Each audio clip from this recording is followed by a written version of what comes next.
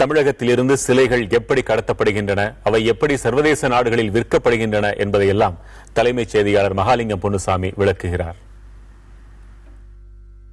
சிலை திருட்டு தற்பொழுது தமிழகத்தில் அனைவராலும் உச்சரிக்கப்படும் ஒரு செய்தியாக இருக்கிறது. இந்த சிலை திருட்டினுடைய பின்னணி என்ன, எப்படி இந்த சிலை திருட்டு நடக்கிறது என்பதை உங்களுக்கு விரிவாக விளக்கியிருக்கிறேன். குறிப்பாக தமிழகத்தில் நூற்றுக்கணக்கான கோயில்கள், பழமையான கோயில்கள் பராமரிப்பு இல்லாமல் இருக்கின்றன. அந்த கோயில்களில் உள்ள சிலைகள் தான் திருடப்படுகின்றன. உள்ளூரில் உள்ள திருட்டு கும்பல் இது போன்ற பழமையான கோயில்களில் இருந்து முதலில் சிலைகளை திருடுகிறார்கள். மிக குறைந்த விலைக்கு அடுத்த கட்டமாக சிலைகளை சர்வதேச தொடர்புடைய நபர்களுக்கு விற்கிறார்கள்.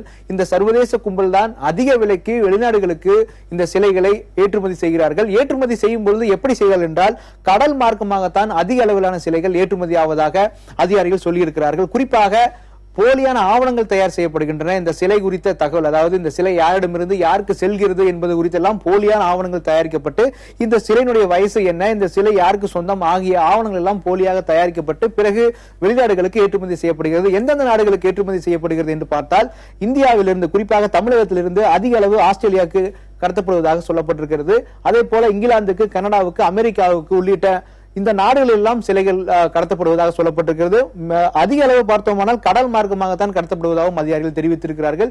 எதற்காக இந்த சிலைகள் வெளிநாட்டுக்கு செல்கிறது என்றால், இந்த சிலையினுடைய மதிப்பு இங்குள்ளவர்களுக்கு அதிக அளவு தெரியவில்லை. வெளிநாட்டில் இருப்பவர்கள் அதிக பணம் கொடுத்து வாங்க தயாராக இருக்கிறார்கள்.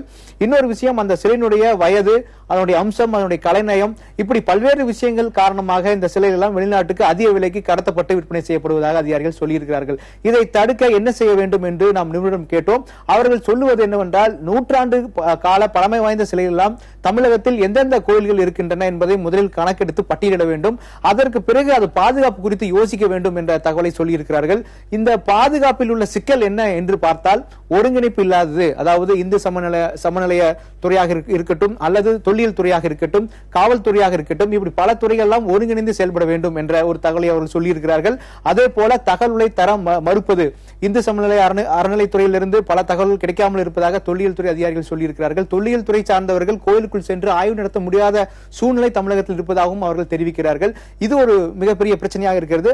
இரண்டாவது, முழுமையான விசாரணை நடத்துவது. ஒரு திருட்டு கும்பல் சிக்கினார்கள் என்றால் அவர்களை முழுமையாக விசாரித்து அவருடைய பின்புலத்தை எல்லாம் ஆய்வு செய்ய வேண்டியது இருக்கிறது. இது இல்லாத காரணமாகத்தான் இந்த சிலை திருட்டு தமிழகத்தில் தொடர்ந்து நடக்கும் ஒரு விஷயமாகவே இருக்கிறது. ஆகவே ஒருங்கிணைந்து, பல துறைகள் ஒருங்கிணைந்து இந்த சிலை திருட்டு குறித்து இயங்கினால் மட்டுமே இந்த சிலை திருட்டை தடுக்க முடியும் என்று நிபுணர்கள் தெரிவிக்கிறார்கள்.